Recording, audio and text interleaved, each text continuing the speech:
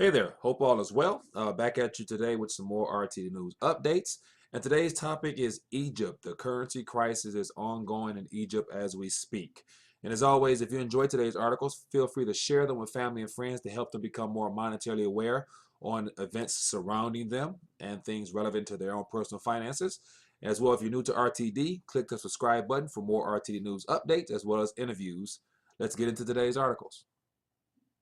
Before we actually get started today, I wanted to actually give you a little walkthrough of the Egyptian pound chart in comparison to the US dollar and just go back in time pretty much the last 10 years and show you how this whole crisis and currency thing relates to what's going on now and their shortage of reserves, as they're saying as of now. So here's a chart here from XC currency market. And so it basically shows that today or in this past couple of days, just the fluctuations of, anywhere between 30 or 10 cents or so the last couple of days. And so here's the week, and here's the week display here, where you have over the last couple of days, you see it, and then it was a little patch of some calmness, and then went back to some ripple effects. And then we go back to a month, and it's even more ripples with some calm and more ripples with calm. And so at this point, when it was calm, it was $1 will get you $8 or 8.88 pounds. And when it started fluctuating, it would go from 8.7, 8.8. And then we go back to a year. We see all 8. And then there's a boom, dip, low 8s, high 7s rather, back to 8. And so those little ripples here turn into a big drop. And then you go back 2 years. You see, boom, boom, boom, cliff, boom, boom, boom. It went up, went back down. Here we go. So you see how the volatility over the last 2 years has been very inconsistent. And imagine yourself as a citizen there, one of the 82 million citizens in Egypt. If all of a sudden, things become more expensive one day, next month it goes down a little bit, then it goes back up. And so how it would be very uncomfortable and frustrating. Then we go back 5 years where we see more of the same, just to basically the currency there being devalued in comparison to the dollar, and which ultimately reflects in prices. So prices go up of everything. So here we have $1 get you 6 and 11 pounds, and then we go back to 2010, where we go back and use 2008 2009 as the whole point of the Great Recession that kind of affected all economies. And it was relatively low at about 5. I'm sure it's more stable to them. And then from there on, bam, that's when everything got rough. And so this is how it all plays into what's going on now with the currency crisis. Basically, the pound is becoming worth less and less and less. So means things are become more and more expensive. So this is just a quick walkthrough of the currency crisis from a consumer standpoint, as a person actually holding pounds in your pocket, how the paper is becoming worth less. So let's get into the actual articles. Here we have a first article from Bloomberg, and it's Lagarde, Christine Lagarde from IMF, says there's a crisis in Egypt's currency market. Next article, sugar shortage and soaring food prices fuel discontent in Egypt. And it shows a picture of people here, holding up paper that they're trying to get rid of in exchange for real goods, and they're, scrambling to try to, feed their families. Next article from Bloomberg, another black market record for plunging Egypt currency chart. Then we have another one here from the International Business Times. It says Saudi Arabia drops Egyptian pound from exchange markets as currencies rapidly depreciates. And this is as of today. The next article is from the Middle East Eye, and it's the case of the disappearing money, or how Egypt descended into economic crisis. And then the last article here is from the Middle East Monitor. Egypt's foreign debt reaches 17.6% of total GDP. And then it shows you a little of their Egyptian pound here. Nice crisp bills that are becoming worth less and less. So let's dive into some of the articles further.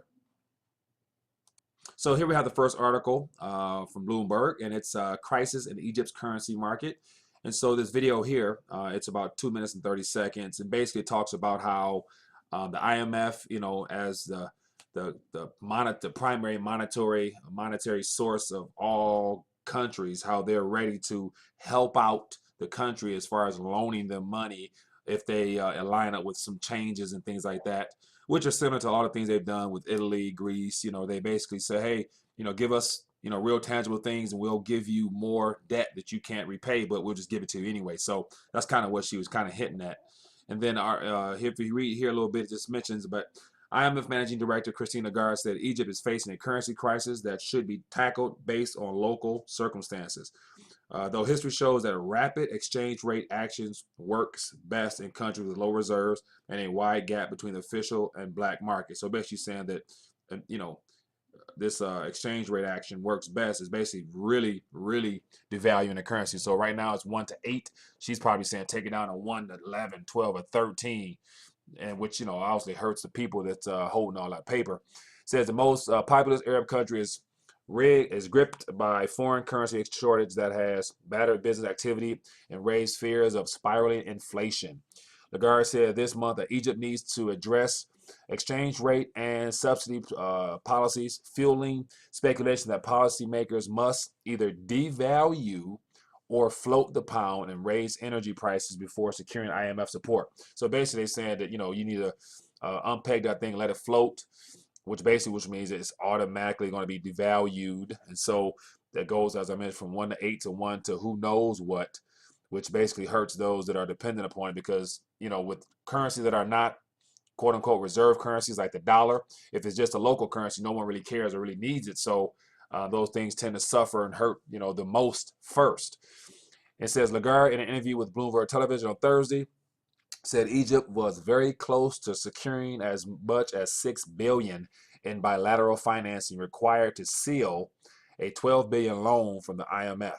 The lenders board will hopefully approve the request in a few weeks. So $6 billion is what they need to add to their savings account to basically prop up their own currency there, as well as to pay some bills. But the question is, at the end of the day, how do they even pay back the $6 billion or the $12 billion they're trying to get?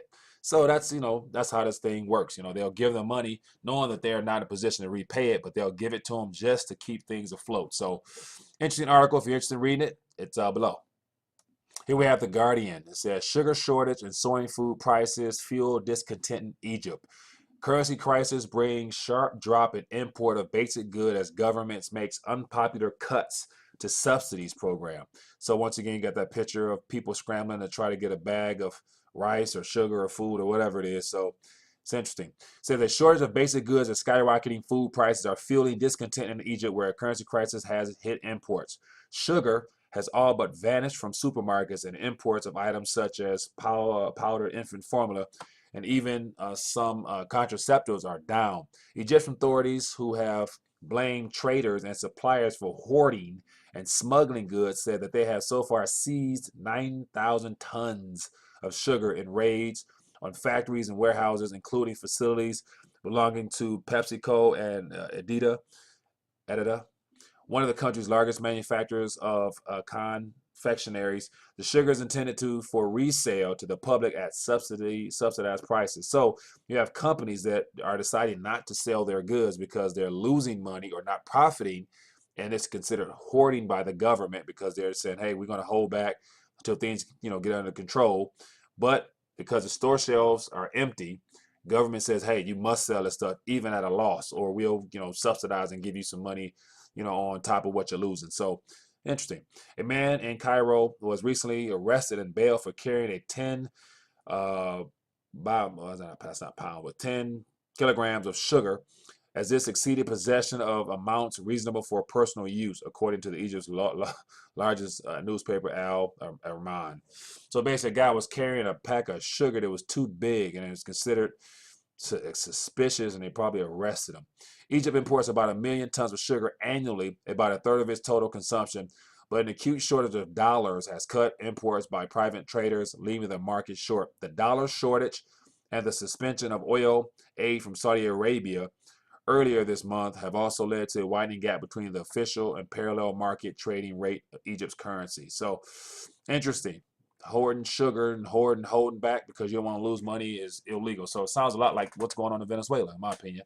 Anyway, articles below if you're interested. Next article we have from Bloomberg, another black market record for plunging Egypt currency chart. So here we have a chart. It shows the Egyptian pound meltdown. Currency has lost 43% of its value since official weakening in March. And so it basically shows you Egyptian pound, black market exchange rate, which is this light white line.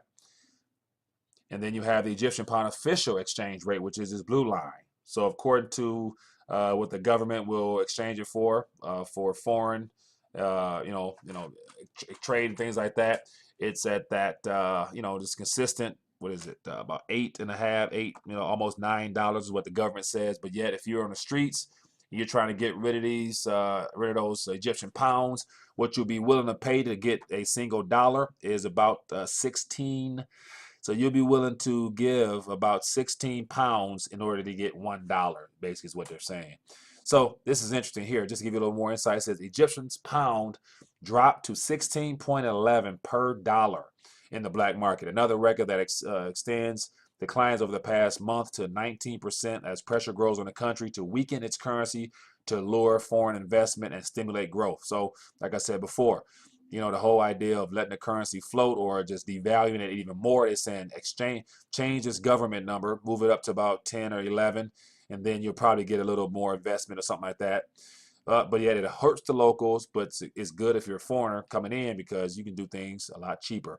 Africa's third biggest economy, where the official exchange rate is $8.88 per dollar, will close at 12 billion lifeline. Will close a 12 billion lifeline from the IMF within 2 months. So interesting chart to see this, I'm saying 82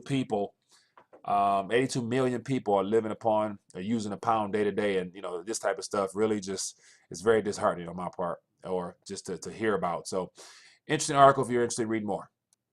Here's an article from International Business Times. Saudi Arabia drops Egyptian pound from the exchange market as currency rapidly depreciates. And so it gives you a little chart here just showing, what I showed earlier as far as just the devaluing and depreciating of the currency. And to give you a little idea of what's going on, it says Saudi Arabia currency exchange outlets have dropped the Egyptian pound following the currency's sharp decline in value in recent months. So basically, all the little stores that are lying between the two countries on Saudi Arabia's side, they basically removed them from their exchanges, was saying when you come into the country, you can no longer purchase Egyptian pounds because they don't want to hold on to the paper themselves. The decision to halt trading of the pound was made by currency agencies. The Saudi government and commercial banks are more concerned with the needs of their clients and only deal in major global currencies. Talat Hafeez, Secretary General of the Media and Banking Awareness Committee, told the Saudi Gazette. So interesting, they're not even, Saudi Arabia decided not to even hold the pound themselves out of fear of it depreciating more and them themselves losing money. So interesting. If you're interested in reading it, it's below. Here we have an article from the Middle East Eye, and it's the case of a disappearing money or how Egypt descended into the economic crisis. And it's quite a lengthy article that covers various topics. But I'll start off at the top. And it says basically, the past 5 years have cost Egyptians more than 91 billion as more descend into poverty. It's unclear the money has been well spent at all. Egypt's pound crisis is only a symptom of the economic crisis now hitting the country. And the worst of it is the pound has yet to hit its lowest level. All signs from Egypt suggest that the collapse is going to deepen, which will have dangerous repercussions on the living conditions of Egyptians as the price of basic products rise insanely. The only reason Egypt voted in Russia's favor at the UN Security Council last week is its financial mess. With Russia supporting Iran against Saudi Arabia, Egypt wanted to highlight that it could potentially ally with Iran and Russia if the financial assistance from the Gulf states stopped. Maybe went the Egyptians' attitude, Saudi Arabia could be pressured to pay more money and provide more assistance. And really, in its current situation, Egypt can do nothing else but exert this kind of pressure as the severity of its economic crisis is much larger than most people imagine. Egypt has no other choice. And then it scroll down a little bit, it says, follow the money.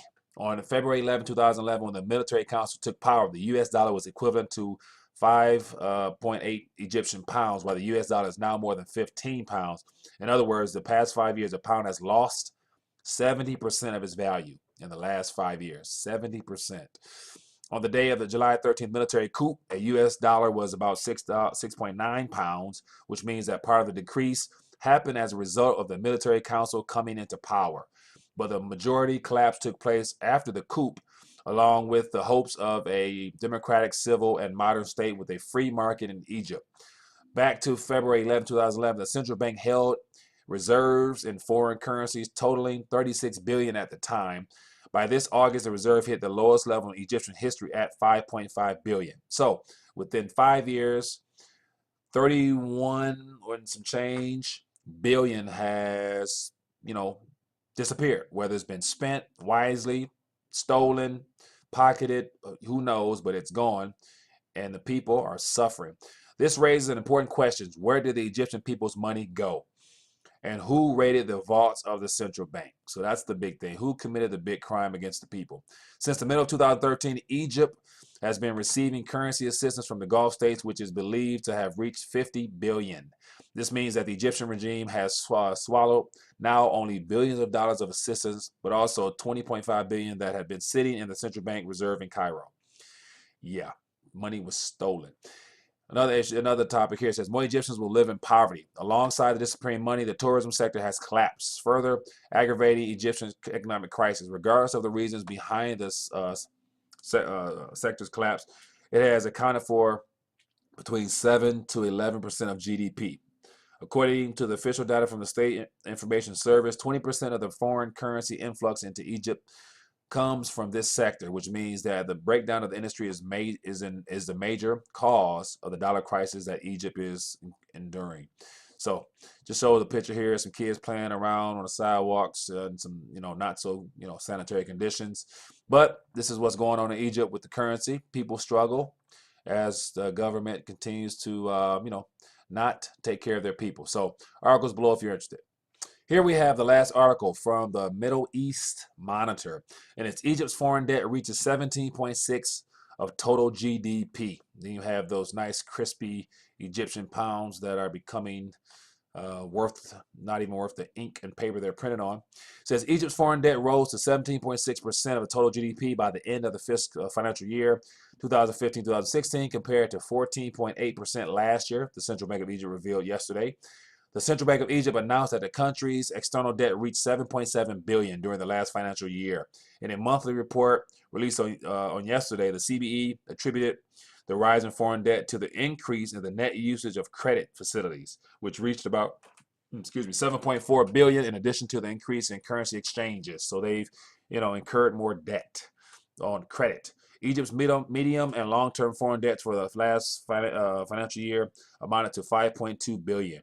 The Egyptian government is awaiting final approval from the IMF for a 12 billion loan for 3 years. Egypt has been suffering from a severe shortage in foreign currency as a result of decline in tourism, revenues, foreign investment, exports, and Egyptian remittance from abroad. So here we have what's going on. The collapse of the Egyptian pound, which is the destruction and just the ruin of the 82 million citizens living in the country of Egypt based upon the government not handling their business, fraud, and all types of crime that takes place that hurts the people. So this is just more insight into what happens with fiat currency when it's not backed by nothing.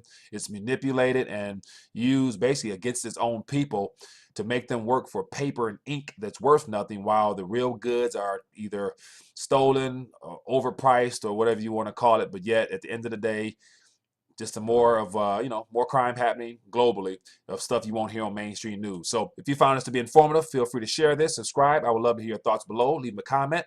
Other than that, have a good day.